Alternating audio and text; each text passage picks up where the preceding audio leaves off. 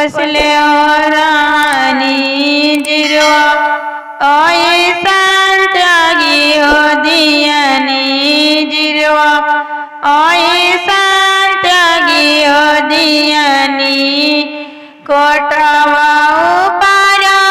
मोरवा बैठल हो बाड़े मोरवा बलिया सावन हो लगुए मोरवा बलिया सावन हो लगुए आज करतिया पापा जगले हो रही आज घरवा चरवा हो है आज घरवा चरवा हो है दानवा दौलतवा पापा बचियो जाई है आज बेटिया चरिया हो जाई है आज दिया बेटी चरिया हो जाई है धनवा दौलतवा घर के लक्ष्मी तो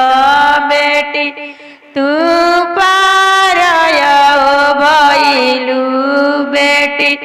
तू पारया भइलू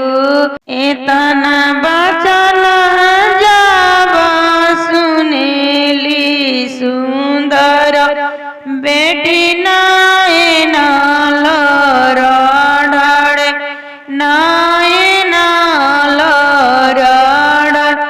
कहे के दिनी पापा हमारी जानमुआ हम प्राय भइनी हम प्राय भइनी जइया तलनी पापा जी हम ही जानमुआ तैया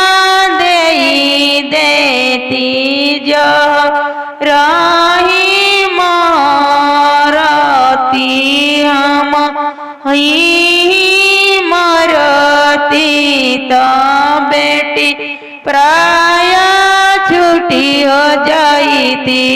बेटी प्राय छुट्टी हो जाती बेटी प्राय